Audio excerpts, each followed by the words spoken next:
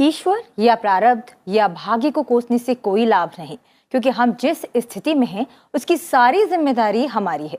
क्योंकि विचार से कर्म, कर्म से आदत, आदत से चरित्र और चरित्र से ही भाग्य की उत्पत्ति होती है। स्वामी विवेकानंद ने भी कहा है, मृत अतीत को दफना दो, अनंत भविष्य तुम्हारे सामने है, और स्मरण रखो कि प्रत्येक शब्द, विचार और कर्म तुम्हारे भाग्य का निर्माण करता है। हेलो इंडिया, मैं हूं प्रतिबिंब शर्मा। हेलो इंडिया, मैं हूं आपके साथ शालिनी खंडेलवाल।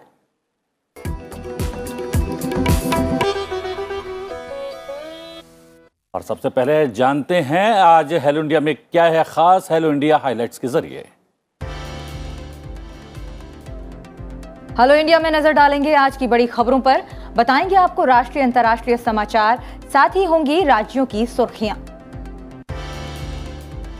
और आज पॉजिटिव न्यूज के जरिए हम आपको बताएंगे कि पहाड़ों में जंगलों को बचाने के लिए स्कूली बच्चों ने शुरू की है कैसी पहल।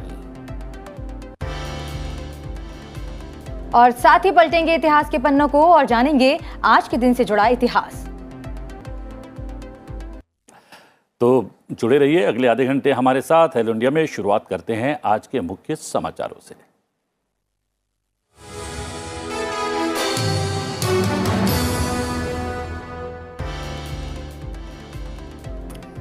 राष्ट्रपति रामनाथ कोविंद गुरुवार रात पुणे पहुंचे। महाराष्ट्र के राज्यपाल भगत सिंह कोश्यारी ने एयरपोर्ट पर उनका स्वागत किया।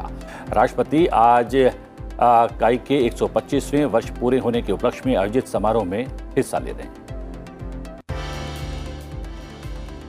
प्रधानमंत्री नरेंद्र मोदी ने परिवारवादी दलों पर निशाना साधते हुए कहा कि वे न केवल भारत की राजनीतिक समस्या हैं, बल्कि परिवारवाद और परिवारवादी दल देश के लोकतंत्र और उसके युवाओं के सबसे बड़े दुश्मन हैं। प्रधानमंत्री ने कहा कि परिवार द्वारा चलाए जा रहे दल अपने भले में लगे हुए हैं और ये दल कभी गरीब लोगों की समस्याओं की परवाह नहीं करते। उन्होंने कहा कि देश ने देखा है कि कैसे भ्रष्टाचार एक परिवार को समर्पित राजनीतिक दलों का चेहरा बन गया है। प्रधानमंत्री नरेंद्र मोदी ने गुरुवार को तमिलनाडु का दौरा करते हुए 31,500 करोड़ रुपए से अधिक की 11 परियोजनाओं की आधारशिला रखी। विकास परियोजनाओं के लिए प्रधानमंत्री का अभिवादन करते हुए तमिलनाडु के सीएम स्टालिन ने उच्च न्यायालय और केंद्र सरकार के कार्यालयों में तमिल को हिंदी की तरह आधिकारिक भाषा बनाने की मांग की।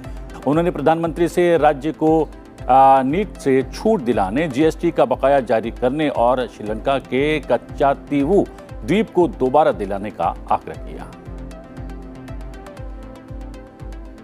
We have gathered here to celebrate yet another glorious chapter of Tamil Nadu's development journey. Projects worth over 31,000 crore rupees are either inaugurated or the foundation stones are being laid. प्रधानमंत्री नरेंद्र मोदी ने कहा है कि सरकार तमिल भाषा और संस्कृति को लोकप्रिय बनाने के लिए प्रतिबद्ध है। गुरुवार को एक कार्यक्रम में चेन्नई पहुंचे प्रधानमंत्री ने कहा, मेरे निर्वाचन क्षेत्र के बनारस हिंदू विश्वविद्यालय में तमिल अध्ययन विभाग मेरे लिए काफी खास है। भारत की राष्ट्रीय शिक्षा नीति 2020 भारतीय भाषाओं को बढ़ावा देने के लिए विशेष महत्व देती है।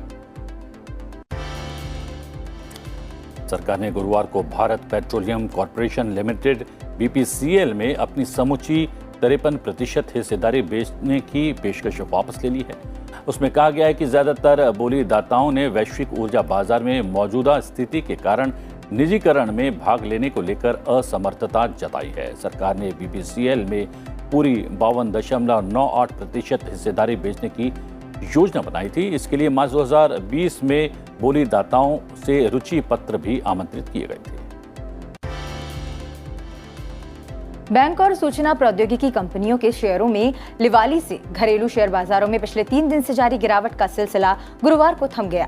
बीएसई सेंसेक्स 503 अंक की बढ़त के साथ 54,252 अंक पर बंद हुआ। वहीं निफ्टी भी 144 अंक की मजबूती के साथ 16,170 अंक पर बंद हुआ।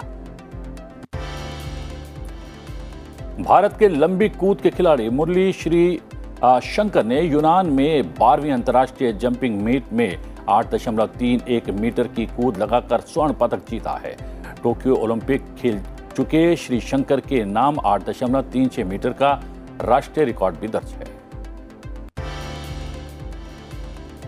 भारत की युवा पुरुष हॉकी टीम ने शानदार प्रदर्शन करते हुए अंतिम क्वार्टर में 6 गोल के साथ गुरुवार को इंडोनेशिया को 16-0 से हराकर एशिया कप हॉकी टूर्नामेंट के सुपर 4 चरण के लिए क्वालिफाई किया। इस जीत के साथ भारत ने टूर्नामेंट के नॉकआउट चरण में जगह बना ली है, जबकि पाकिस्तान जगह बनाने की दौड़ से बाहर हो गया। भारत को नॉकआउट में जगह बनाने के लिए इंडोनेशिया को 15-0 या इससे बेहतर अंतर से हराना था और युवा खिलाड़ी दबाव में उम्मीद पर खरे उतरे। पूले में भारत और पाकिस्तान दोनों के 4 अंक रहे और दोनों जापान से पीछे रहे। पिछले चैंपियन भारत ने हालांकि बेहतर गोल अंतर के कारण सुपर 4 में जगह बनाई। पाकिस्तान को दिन के एक अन्य मुकाबले में जापान के खिलाफ 2-3 से हार झेलनी पड़ी। अब रुख करते हैं राज्यों से आ रही खबरों की ओर। उत्तर प्रदेश की योगी आदित्यनाथ सरकार के दूसरे कार्यकाल का पहला बजट विधानसभा में पेश कर दिया गया है। वित्तीय वर्ष 2022-23 के लिए 6,15,518 करोड़ रुपए का ये बजट प्रदेश का अब तक का सबसे बड़ा बजट है। बजट में सरकार के विभिन्न विभागों की आवश्यकताओं और भविष्य की जरूरतों को देखते हुए प्रावधान किए गए हैं। विनय कुमार सक्सेना ने दिल्ली के 22वें उपराज्यपाल के तौर पर शपथ ले ली है। दिल्ली उच्च न्यायालय के कार्यवाहक मुख्य न्यायाधीश विपिन सांघी ने उन्हें पद और गोपनीयता की शपथ दिलवाई। ममता बनर्जी कैबिनेट ने राज्य संचालित यूनिवर्सिटी को लेकर गुरुवार को बड़ा निर्णय लिया है। पश्चिम बंगाल सरकार ने घोषणा की कि मुख्यमंत्री ममता बनर्जी सभी राज्य संचालित विश्वविद्यालयों के कुलाधिपति के रूप में राज्यपाल की जगह लेंगी। अधिनियम में संशोधन के लिए इसे विधानसभा में ले जाया जाएगा। इस बीच वाराणसी की जिला अदालत ने ज्ञानवापी श्रृंगार गौरी मामले में मुकदमे की सुनवाई करने या नहीं करने के मसले पर संबंधित पक्षों की दलीलें सुनी। हालांकि अभी दलील पूरी नहीं हो पाई, जिसके बाद अदालत ने अगली सुनवाई की तिथि 30 मई मुकर्रर कर दी है। सीबीआई ने रांची में 2011 में हुए 34वें राष्ट्रीय खेलों के लिए करोड़ों रुपए के खेल उपकरण खरीदने में कथित अनियमितताओं के संबंध में झारखंड के पूर्व खेल मंत्री बंधु तिर्की के आवास समेत 16 स्थानों पर गुरुवार को छापे मारे। सीबीआई ने तिर्की के अलावा प्रख्यात वकील आर के आनंद के परिसरों में भी तलाशी ली, जो राष्ट्रीय राजधानी में राष्ट्रीय खेलों की आयोजन समिति के कार्यकारी अध्यक्ष थे। महाराष्ट्र में आगामी राज्यसभा चुनाव के लिए शिवसेना उम्मीदवार संजय राउत और संजय पवार ने नामांकन पत्र दाखिल कर दिए। इस अवसर पर राज्य में सत्तारूढ़ महाविकास अघाड़ी गठबंधन सरकार के वरिष्ठ नेता भी मौजूद रहे। वहीं तमिलनाडु में एआईएडीएमके और डीएमके ने भी अपने उम्मीदवारों की घोषणा कर दी है। बारिश की संभावनाओं को देखते हुए मौसम विभाग की ओर से येलो अलर्ट जारी किया गया है। पश्चिमी विक्षोभ की सक्रियता, बंगाल की खाड़ी से आ रही नम हवाओं के गठजोड़ से मौसम में बदलाव देखने को मिल रहा है। मौसम विज्ञान केंद्र के मुताबिक दक्षिण पश्चिम मानसून 6 दिन रुकने के बाद श्रीलंका पहुंच चुका है और अब केरल की ओर बढ़ रहा है। अगले 48 घंटे में मालदीव, लक्षद्वीप के आसपास के हिस्सों में इसके पहुंचने के आसार हैं। केरल के कुछ हिस्सों में भारी बारिश हुई है। मौसम विभाग ने अगले 2 दिन में केरल में और लक्षद्वीप में व्यापक पैमाने पर बारिश होने का अनुमान जताया है। सामान्य तौर पर मानसून केरल में 1 जून को पहुंचता है। अब इसके 4 दिन पहले पहुंचने के आसार हैं, जिसके चलते पहाड़ी इलाकों में भी बारिश की संभावना बनी हुई है। चारधाम यात्रा में विकट भौगोलिक परिस्थितियों के चलते श्रद्धालुओं की मौत का सिलसिला लगातार जारी है। चारधाम यात्रा शुरू होने के 24 दिनों के भीतर 83 तीर्थ यात्रियों की मौत हो चुकी है। गुरुवार को लगातार दूसरे दिन 7 तीर्थ यात्रियों की मौत हुई। कोविड महामारी के कारण 2 साल बाद चारधाम यात्रा पूरी क्षमता के साथ संचालित की जा रही है। यात्रा के लिए अब तक 20 लाख से अधिक तीर्थ यात्री पंजीकरण करा चुके हैं, जबकि 10 लाख से अधिक श्रद्धालु चारों धामों में दर्शन कर चुके हैं। मौसम की चुनौतियों और विकट भौगोलिक परिस्थितियों के बावजूद तीर्थ यात्री स्वास्थ्य संबंधी दिक्कतों की अनदेखी कर केदारनाथ, बद्रीनाथ, गंगोत्री और यमुनोत्री धाम में दर्शन के लिए पहुंच रहे हैं। और अब अंतर्राष्ट्रीय समाचार। गीतांजलि श्री अंतर्राष्ट्रीय बुकर पुरस्कार जीतने वाली पहली भारतीय लेखिका बन गई हैं, जिन्होंने हिंदी में पुस्तक लिखी है। उन्हें टॉम ऑफ सेंट के लिए ये अवार्ड मिला है। उनका उपन्यास टॉम ऑफ सेंट भारत के विभाजन से जुड़ी पारिवारिक गाथा है, जो अपने पति की मृत्यु के बाद एक 80 साल की महिला का अनुकरण करती हैं। बता दें कि 50,000 पाउंड के पुरस्कार के लिए चुने जाने वाली पहली हिंदी भाषा की ये किताब है। पेरू बोलिविया की सीमा पर गुरुवार शाम एक बड़ा भूकंप आया। रिक्टर पैमाने पर इसकी तीव्रता 7.2 बताई गई। इसका केंद्र पेरू के पहाड़ी इलाके तिरपाता में पाया गया है। प्रारंभिक सर्वेक्षण के मुताबिक भूकंप 135 मील की गहराई में पाया गया है।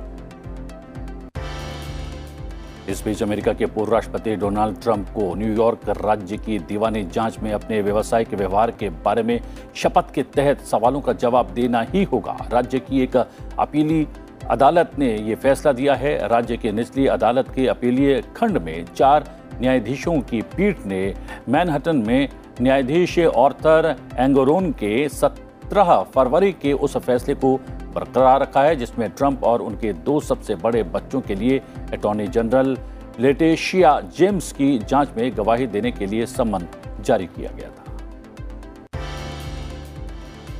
पाकिस्तान के सामने दोहरी मुश्किल खड़ी हो गई है। पहले इंटरनेशनल मॉनेटरी फंड ने पाकिस्तान को $6 अरब का कर्ज देने से इनकार कर दिया, तो वहीं पाक सरकार ने अब पेट्रोल और डीजल के दाम 30 रुपए प्रति लीटर बढ़ा दिए। पाकिस्तान के वित्त मंत्री के मुताबिक उनके पास इसके अलावा कोई विकल्प नहीं था। चीन के विदेश मंत्री वांग यी ने सोलोमन द्वीप में सैन्य अड्डा बनाने की खबरों का खंडन किया है। उन्होंने कहा कि चीन का सोलोमन द्वीप में सैन्य अड्डा बनाने का कोई इरादा नहीं है। दक्षिण प्रशांत द्वीप से जुड़े देशों की यात्रा पर गए वांग यी ने कहा कि चीन द्विपक्षीय संबंधों को बढ़ावा देने की शुरुआत कर रहा है। दरअसल शुक्रवार को अमेरिका ने सोलोमन द्वीप और चीन के बीच हुए समझौते पर चिंता जाहिर करते हुए चेतावनी दी थी कि अगर चीन वहां कोई सैन्य उपस्थिति रखता है तो अमेरिका इसका जवाब देगा, जिसके बाद ये प्रतिक्रिया सामने आई है। कोरोना के बाद अब मंकी पॉक्स दुनिया में पैर पसार रहा है। मंकी पॉक्स दुनिया के करीब 20 देशों में मामले इसके सामने आ चुके हैं। हाल में जिन देशों में मंकी पॉक्स के मामले कंफर्म हुए हैं उनमें America, Britain, Australia, Austria, Belgium और डेनमार्क शामिल हैं। इनके अलावा फिनलैंड, फ्रांस, इटली, यूएई, चेक रिपब्लिक, स्लोवेनिया और जर्मनी भी शामिल हैं। अब तक भारत में मंकी पॉक्स का कोई मामला दर्ज नहीं किया गया है।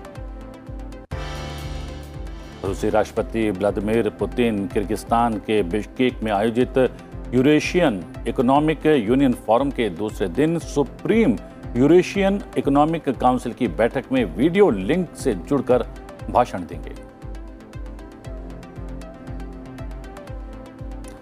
और अब नजर आज की गतिविधियों पर। प्रधानमंत्री नरेंद्र मोदी भारत के सबसे बड़े ड्रोन महोत्सव का उद्घाटन करेंगे। भारत ड्रोन महोत्सव 2022 में प्रधानमंत्री किसान ड्रोन पायलट और ड्रोन प्रदर्शनी केंद्र में स्टार्टअप्स के साथ बातचीत करेंगे। इस 2 दिवसीय महोत्सव में सरकारी अधिकारियों, विदेशी राजनयिकों, सशस्त्र बलों, केंद्रीय सशस्त्र पुलिस बलों, सार्वजनिक उपक्रमों, निजी कंपनियों और ड्रोन स्टार्टअप सहित 1600 से अधिक प्रतिनिधि हिस्सा लेंगे। लोकसभा अध्यक्ष ओम बिरला अपने संसदीय क्षेत्र कोटा के दौरे पर हैं। आज वो बूंदी जिले के इंदरगढ़ क्षेत्र के गणमान्य व्यक्तियों के साथ बैठक करेंगे और देवनारायण मंदिर, करेटी, जरखोटा जाएंगे और जिले के स्थानीय कार्यक्रमों में भी हिस्सा लेंगे। राज्यसभा की आचार समिति और कार्मिक लोक शिकायत, कानून और न्याय पर स्थायी समिति की बैठक आयोजित होगी। वहीं लोकसभा की रक्षा पर स्थायी समिति की बैठक भी आज होने वाली है। कर्नाटक के कारवार में रक्षा मंत्री राजनाथ सिंह नौसेना बेस का दौरा करेंगे और भारतीय नौसेना कर्मियों के साथ बातचीत करेंगे। रेल मंत्री अश्विन वैष्णव भव्य अलंकरण समारोह में आरपीएफ कर्मियों को सम्मानित करेंगे। वाणिज्य और उद्योग राज्य मंत्री अनुप्रिया पटेल निर्यात भवन में भारतीय व्यापार पोर्टल को लॉन्च करेंगी। प्रतिबिंब, फिलहाल समय हो गया एक छोटे से ब्रेक का। ब्रेक पर चलते चलते हम हमारे दर्शकों को कुछ खास तस्वीरों से रूबरू कराते हैं और आज हम आपको दिखाने वाले हैं कि रक्षा मंत्री राजनाथ सिंह ने सुबह ही कर्नाटक के करवाल नेवल बेस के नेवी अधिकारियों के साथ और कर्मचारियों के साथ योग किया। जी हाँ, 21 जून को विश्व योग दिवस पूरी दुनिया में मनाया जाता है। इसके प्रति जागरूकता बढ़ाने के उद्देश्य से रक्षा मंत्री ने यहाँ योग किया। आप देखिए ये नज़ारे और ब्रेक के बाद आपको दिखाएंगे आज के दिन से जुड़ा हुआ इतिहास। बने रहिए हमारे साथ।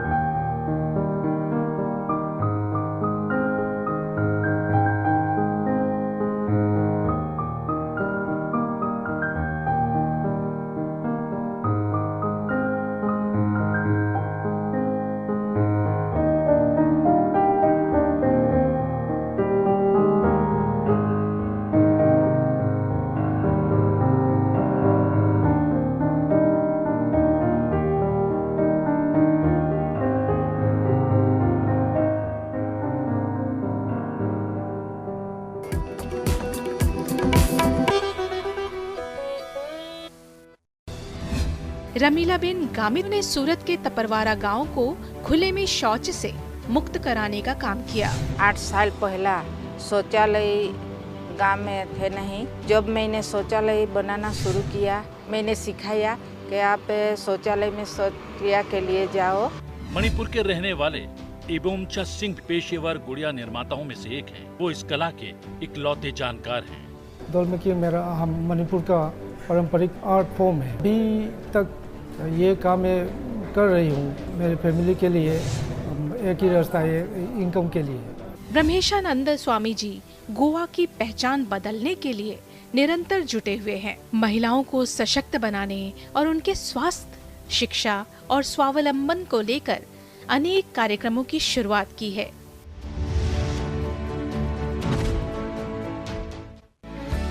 आपकी संसद में इस हफ्ते देखिए 55 वर्षों से राजनीति में सक्रिय भूमिका निभाने वाले पूर्व केंद्रीय मंत्री और मुंबई दक्षिण संसदीय सीट के सांसद अरविंद सावंत की कहानी, उन्हीं की जुबानी।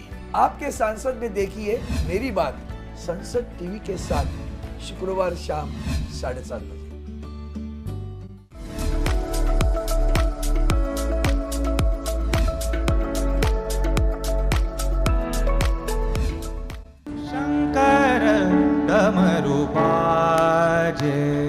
वाइब्रेंट भारत केवल एक सांस्कृतिक कार्यक्रम नहीं, देश की संस्कृति, विरासत और इतिहास का आईना भी है।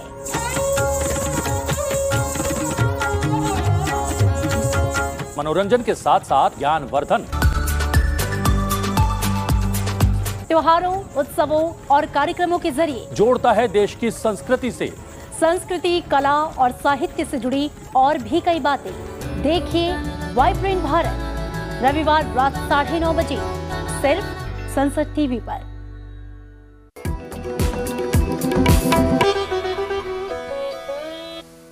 ब्रेक के बाद एक बार फिर आपका स्वागत है हेलो इंडिया में।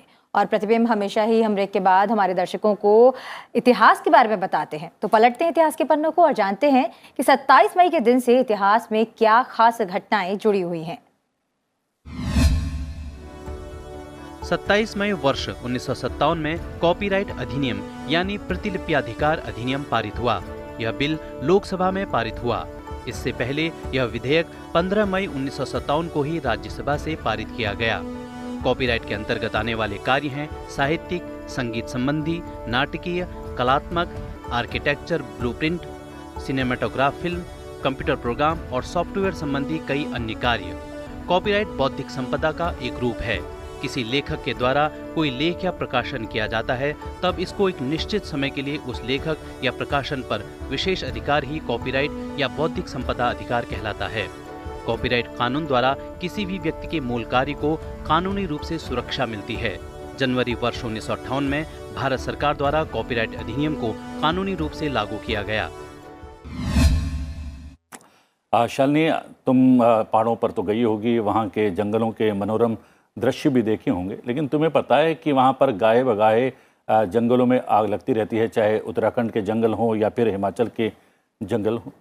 बिल्कुल प्रतिबिंब। और कई बार वहाँ पर सूखी टहनियाँ होती हैं जिनकी वजह से आग जल्दी पकड़ लेती है, लेकिन एक प्रयास किया गया है जिससे कि वहाँ पर इस तरीके की घटनाएं ना हो। और ये प्रयास हुआ है प्रतिबिंब शिमला के स्कूल में। वहाँ स्कूली बच्चे भी कुछ ऐसा काम कर रहे हैं। क्या काम कर रहे हैं? जी हाँ, सूखी टहनियों के चलते अक्सर छोटी सी आग भी बड़ी विकराल रूप ले लेती है। इसको रोकने की दिशा में कारवां सोसाइटी ने एक नेक पहल शुरू की है। वो हिमाचल के स्कूलों में बच्चों को देवदार की सूखी टहनियों और सूखे जो पत्ते होते हैं उनकी रोजमर्रा की चीज़ों को बनाने की आजकल ट्रेनिंग दे रहे हैं।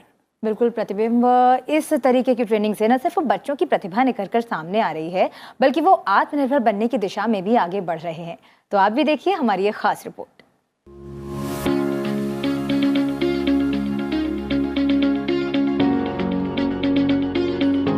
देखिए कैसे देवदार की सूखी डालियों और बारीक सीकों को ये प्रतिभावान बच्चे आकार दे रहे हैं। ये नजारा है हिमाचल प्रदेश के शिमला का। यहाँ के सरकारी स्कूल के ये बच्चे कारवां सोसाइटी द्वारा आयोजित हस्तशिल्प प्रशिक्षण शिविर में देवदार की सीकों से विभिन्न तरह की वस्तुएं बनाना सीख रहे हैं और उसे बड़े ही सुंदर ढंग से बना भी रहे हैं। इस कैंप का मुख्य उद्देश्य देवदार की पत्तियों और डालियों से बनी चीजों को बाजार में प्रचलित करना है, व्यवहार में लाना है, ताकि बेकार पड़े सीकों और पत्तियों का इस्तेमाल हो सके और जंगलों में लगने वाली आग की घटना को भी रोका जा सके। फॉरेस्ट फायर बहुत ज़्यादा हो गई है। अभी कसौली के जो जंगल थे उसमें भी आग लगी, टूटीकंडी में भी आग लगी, शिमला में भी देखा आपने टूटीकंडी जो बाल आश्रम है उसमें अभी रिसेंटली में आग लगी है। तो क्या है, वो टूटीकंडी आधे से ज़्यादा बच्चे जो है वो टूटीकंडी बाल आश्रम के ही बच्चे हैं। तो हम हमारा जो मेन फोकस है वो है कि हमने फॉरेस्ट को जितना भी चील है वो पहले इकट्ठा करेंगे, हम बॉइलिंग प्रोसेस करेंगे, उसके बाद डिफरेंट टाइप्स के प्रोडक्ट्स बनाएंगे। जंगलों में मौजूद वेस्ट मटेरियल से रोजमर्रा के कामों में इस्तेमाल होने वाली चीजों को बनाने की ट्रेनिंग हासिल कर रहे बच्चे भी इससे काफी उत्साहित दिखाई दिए। फ्यूचर में ये हमारे बहुत काम आ सकता है। अगर हमारे पास रोज़गार ना तो हम इसका खुद का एक बिज़नेस खोल के हम इसे बेच सकते हैं। हम इसका खुद का मतलब बड़ी फैक्ट्री भी खोल सकते हैं जिसके ज़रिए हम इसको लोगों तक प्रोवाइड कर सकते हैं। यहाँ तक हमसे लोग भी जागरूक होंगे कि हम इन चिलारों को इकट्ठा करके मतलब वेस्ट मटेरियल से कोई भी चीज़ बना सकते हैं। और सर हम ये लर्निंग करें सर, हम इसको बहुत अच्छे से अपनी रोज़मर्रा में हम इसका यूज़ कर सकते हैं। इनका मानना है कि ऐसे न सिर्फ जंगलों को बचाया जा सकता है बल्कि आत्मनिर्भर या स्वरोजगार के अवसर भी पैदा किए जा सकते हैं। प्रतिबिंब, कई बार जब गर्मी की छुट्टी में घूमने का प्लान बनाते हैं और ट्रेन में कंफर्म टिकट नहीं मिल पाता या फिर कभी अचानक से होम टाउन जाना पड़े और उसके लिए भी जनरल कोटा में टिकट न मिल पाए तो हम तत्काल टिकट का सहारा लेते हैं, लेकिन कई बार उसमें भी मुश्किलों का सामना करना पड़ता है। जी हाँ, ट्रेन में जनरल कोटे में टिकट अवेलेबल नहीं है, डेस्टिनेशन कैसे पहुँचे। हालांकि अब आप कह सकते हैं कि तत्काल टिकट बुक करने का काम तो और मुश्किल है, लेकिन IRCTC का एक ख़ास फीचर है और इसे खासा आसान भी बना रहा है। बिल्कुल प्रतिबिंब, और ये खबर है हमारे दर्शकों के काम की। तो न्यूज़ यू कैन यूज़ के जरिए हम ये जानते हैं कि IRCTC का वो खास फीचर क्या है जो उनकी मदद कर सकता है।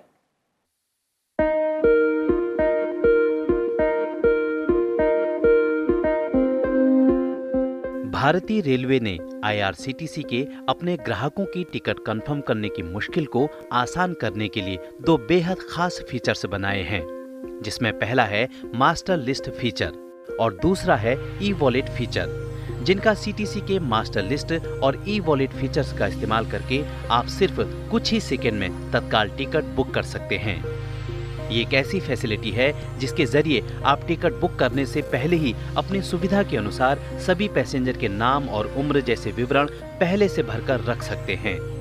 इससे टिकट बुक करने की पूरी प्रक्रिया काफी आसान हो जाती है। ई-वॉलेट मूल रूप से एक प्रकार का इलेक्ट्रॉनिक कार्ड है जिसका इस्तेमाल कंप्यूटर या स्मार्टफोन की मदद से किया जाता है। ये ऑनलाइन लेन देन के लिए इस्तेमाल किया जाता है, जो क्रेडिट या डेबिट कार्ड की तरह ही काम करता है, लेकिन भुगतान के लिए ई-वॉलेट को ग्राहक के बैंक खाते से जोड़ा जाना चाहिए। IRCTC ई-वॉलेट का उद्देश्य बिना किसी परेशानी के ऑनलाइन टिकट बुकिंग की सुविधा प्रदान करना है।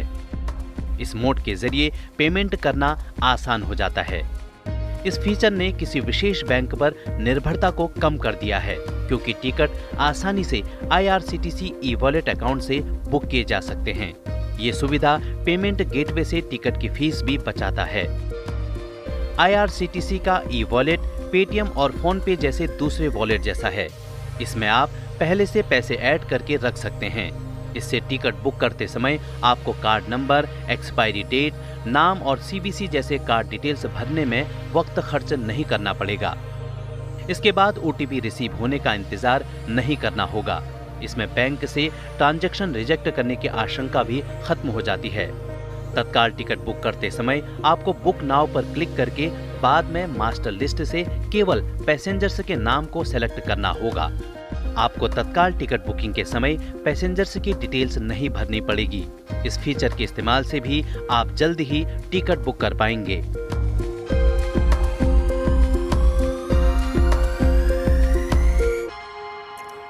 ये तो बहुत महत्वपूर्ण जानकारी थी, क्योंकि मुझे भी राजस्थान जाना है और इस महत्वपूर्ण जानकारी का लाभ मैं भी उठाऊंगा।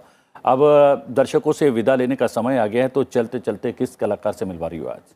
प्रतिबिंब, आज के कलाकार में हम हमारे दर्शकों को दिखाने वाले हैं प्रसिद्ध नृत्यांगना प्रतिभा प्रहलाद की शानदार प्रस्तुति। जी हाँ, आप देखिए यह शानदार प्रस्तुति। और हेलो इंडिया को आप टीवी के अलावा संसद टीवी के सोशल मीडिया प्लेटफॉर्म पर भी देख सकते हैं। आप अपना ये पसंदीदा प्रोग्राम टीवी के अलावा यूट्यूब, फेसबुक पर भी देख सकते हैं। और प्रतिबिंब हेलो इंडिया में हम जो भी खबरें बताते हैं, उसके अलावा ऐसी खबरें जो लोगों के काम की हैं, यानी कि न्यूज़ यू कैन यूज़, आज का इतिहास, ये सब कुछ संसद टीवी के सोशल मीडिया प्लेटफॉर्म यानी यूट्यूब पर मौजूद है। और साथ ही संसद टीवी को ट्विटर और इंस्टा पर भी उपलब्ध है। आप संसद टीवी की आईडी को फॉलो कर सकते हैं और उस पर अपनी सुझाव भी दे सकते हैं। जी हाँ, तो चलते चलते आज का कलाकार।